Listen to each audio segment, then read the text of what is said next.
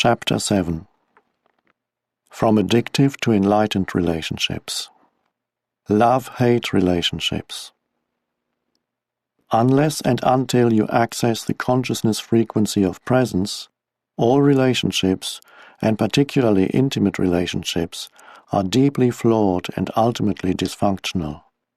They may seem perfect for a while, such as when you are in love, but invariably that apparent perfection gets disrupted as arguments, conflicts, dissatisfaction, and emotional or even physical violence occur with increasing frequency.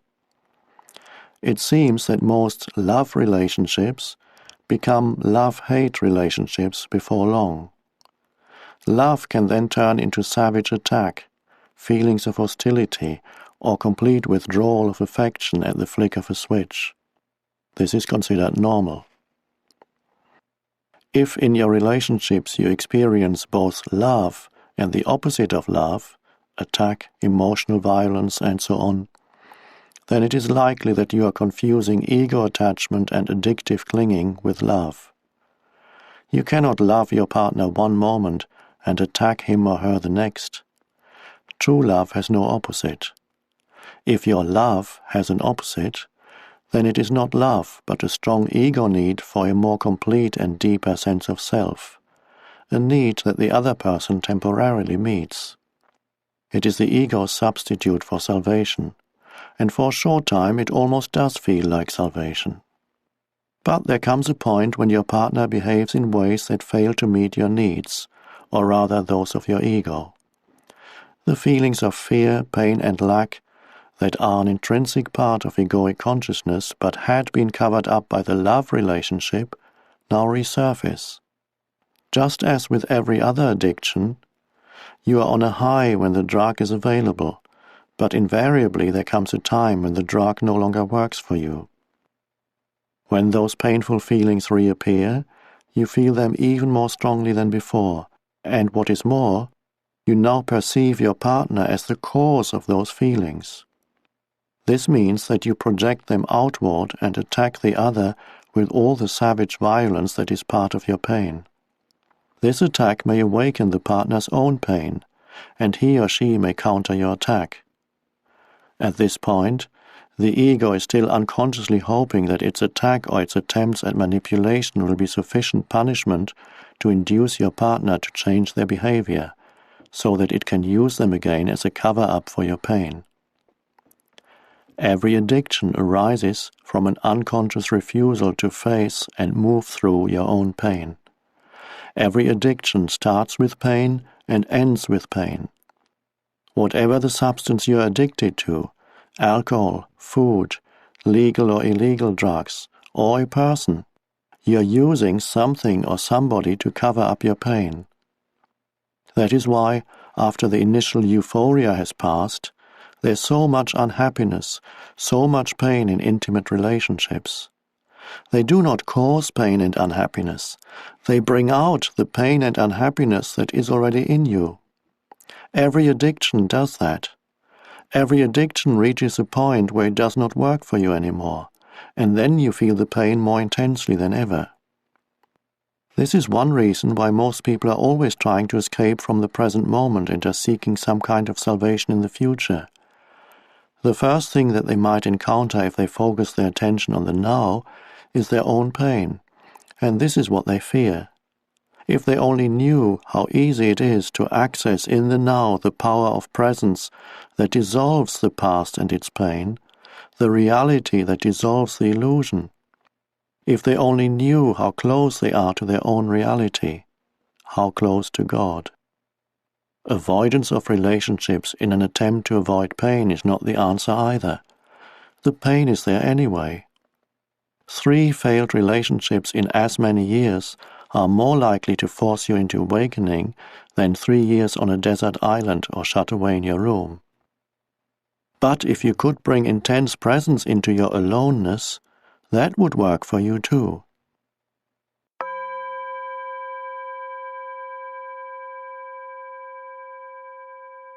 From Addictive to Enlightened Relationships. Whether you are living alone or with a partner, this remains the key. being present and intensifying your presence by taking your attention ever more deeply into the now. For love to flourish, the light of your presence needs to be strong enough so that you no longer get taken over by the thinker or the pain body and mistake them for who you are. To know yourself as the being underneath the thinker, the stillness underneath the mental noise, the love and joy underneath the pain, is freedom, salvation, enlightenment. To disidentify from the pain body is to bring presence into the pain and thus transmute it. To disidentify from thinking is to be the silent watcher of your thoughts and behavior, especially the repetitive patterns of your mind and the roles played by the ego. If you stop investing it with selfness, the mind loses its compulsive quality, which basically is the compulsion to judge and so to resist what is, which creates conflict, drama, and new pain. In fact, the moment that judgment stops through acceptance of what is, you are free of the mind. You have made room for love, for joy, for peace. First you stop judging yourself, then you stop judging your partner. The greatest catalyst for change in a relationship is complete acceptance of your partner as he or she is, without needing to judge or change them in any way. That immediately takes you beyond ego. All mind games and all addictive clinging are then over. There are no victims and no perpetrators anymore, no accuser and accused. This is also the end of all codependency, of being drawn into somebody else's unconscious pattern and thereby enabling it to continue. You will then either separate, in love, or move ever more deeply into the now together, into being. Can it be that simple? Yes, it is that simple. Love is a state of being. Your love is not outside, it is deep within you. You can never lose it, and it cannot leave you. It is not dependent on some other body, some external form. In the stillness of your presence, you can feel your own formless and timeless reality as the unmanifested life that animates your physical form. You can then feel the same life deep within every other human and every other creature. You look beyond the veil of form and separation. This is the realization of oneness. This is love.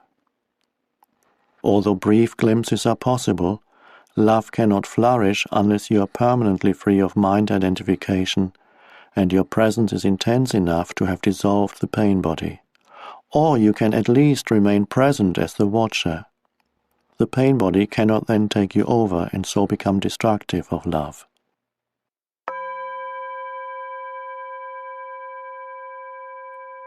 Relationships as spiritual practice. As humans have become increasingly identified with their mind, most relationships are not rooted in being and so turn into a source of pain and become dominated by problems and conflict.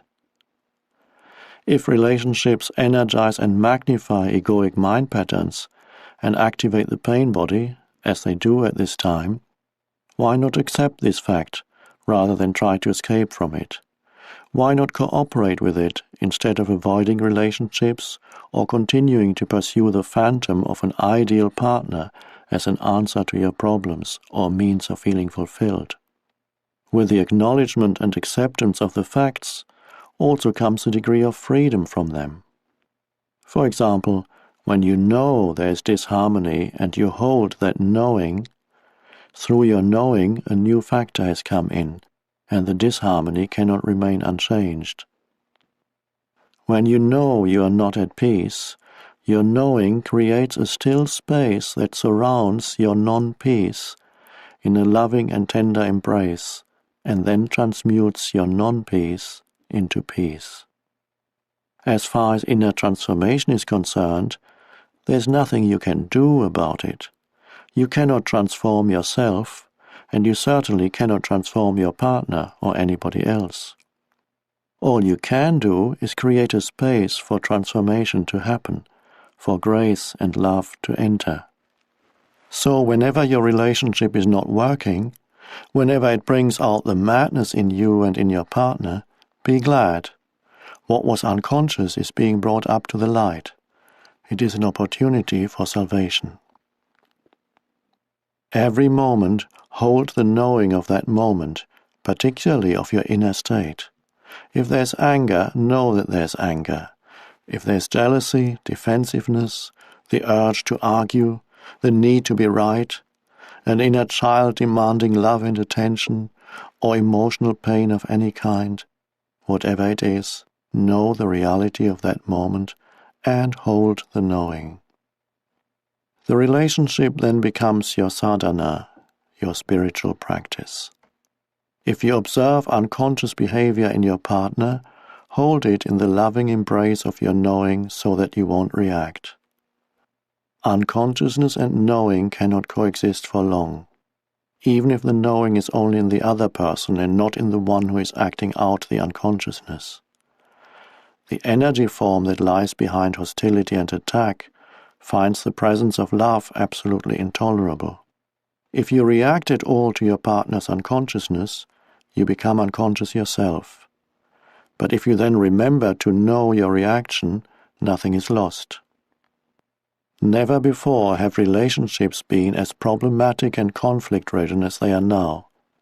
As you may have noticed, they are not here to make you happy or fulfilled. If you continue to pursue the goal of salvation through a relationship, you will be disillusioned again and again. But if you accept that the relationship is here to make you conscious instead of happy, then the relationship will offer you salvation, and you will be aligning yourself with the higher consciousness that wants to be born into this world. For those who hold on to the old patterns, there will be increasing pain, violence, confusion, and madness. How many people does it take to make your life into a spiritual practice? Never mind if your partner will not cooperate. Sanity, consciousness, can only come into this world through you. You do not need to wait for the world to become sane, or for somebody else to become conscious, before you can be enlightened. You may wait forever. Do not accuse each other of being unconscious. The moment you start to argue, you have identified with a mental position and are now defending not only that position, but also your sense of self. The ego is in charge. You have become unconscious. At times, it may be appropriate to point out certain aspects of your partner's behavior. If you're very alert, very present, you can do so without ego involvement, without blaming, accusing, or making the other wrong. When your partner behaves unconsciously, relinquish all judgment. Judgment is either to confuse someone's unconscious behavior with who they are, or to project your own unconsciousness onto another person and mistake that for who they are. To relinquish judgment does not mean that you do not recognize dysfunction and unconsciousness when you see it. It means being the knowing, rather than being the reaction and the judge. You will then either be totally free of reaction, or you may react and still be the knowing, the space in which the reaction is watched and allowed to be. Instead of fighting the darkness, you bring in the light. Instead of reacting to delusion, you see the delusion, yet at the same time look through it. Being the knowing creates a clear space of loving presence that allows all things and all people to be as they are. No greater catalyst for transformation exists. If you practice this, your partner cannot stay with you and remain unconscious. If you both agree that the relationship will be your spiritual practice, so much the better. You can then express your thoughts and feelings to each other as soon as they occur, or as soon as a reaction comes up, so that you do not create a time gap in which an unexpressed or unacknowledged emotion or grievance can fester and grow. Learn to give expression to what you feel without blaming. Learn to listen to your partner in an open, non-defensive way. Give your partner space for expressing himself or herself. be present. Accusing, defending, attacking, all those patterns that are designed to strengthen or protect the ego or to get its needs met will then become redundant. Giving space to others and to yourself is vital. Love cannot flourish without it. When you have removed the two factors that are destructive of relationships, when the pain body has been transmuted and you are no longer identified with mind and mental positions, and if your partner has done the same, you will experience the bliss of the flowering of relationship. Instead of mirroring to each other your pain and your unconsciousness, instead of satisfying your mutual addictive ego needs, you will reflect back to each other the love that you feel deep within, the love that comes with the realization of your oneness with all that is. This is the love that has no opposite.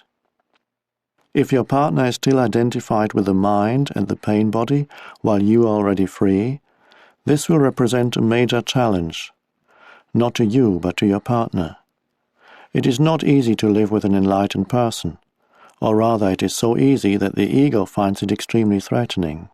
Remember that the ego needs problems, conflict, and enemies to strengthen the sense of separateness on which its identity depends. The unenlightened partner's mind will be deeply frustrated because its fixed positions are not resisted, which means they will become shaky and weak, and there's even the danger that they may collapse altogether, resulting in loss of self. The pain body is demanding feedback and not getting it. The need for argument, drama, and conflict is not being met.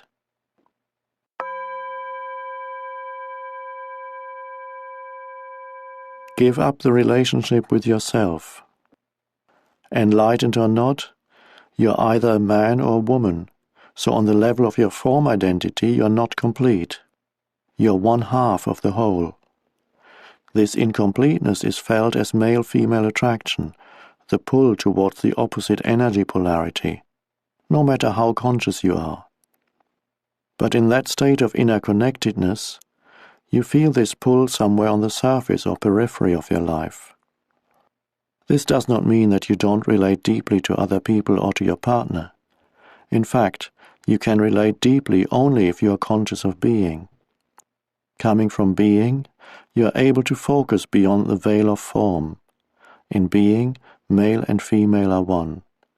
Your form may continue to have certain needs, but being has none. It is already complete and whole. If those needs are met, that is beautiful, but whether or not they are met makes no difference to your deep inner state.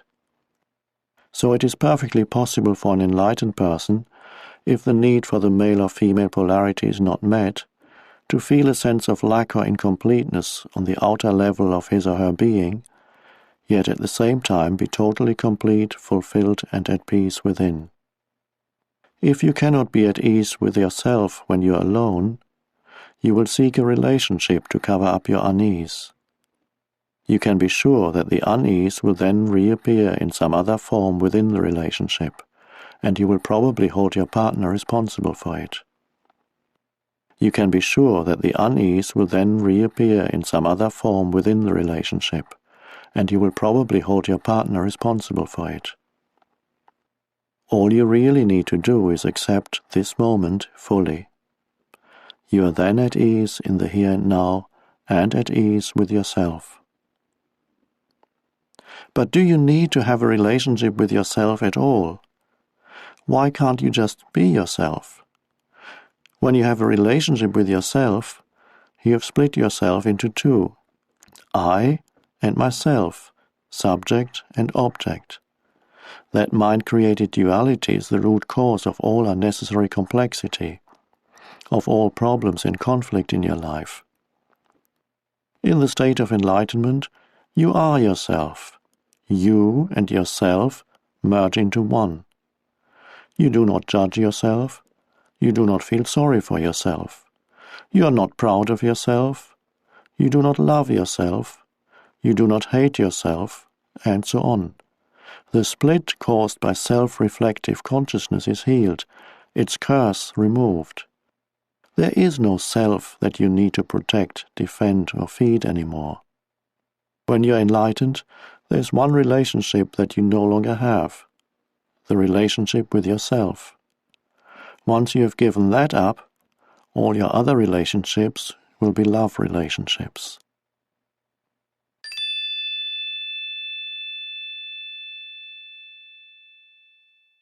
Part 3. Acceptance and Surrender. When you surrender to what is, and so become fully present, the past ceases to have any power. The realm of being, which had been obscured by the mind, then opens up. Suddenly, a great stillness arises within you, an unfathomable sense of peace. And within that peace, there's great joy. And within that joy, there's love. And at the innermost core, there's the sacred, the immeasurable, that which cannot be named.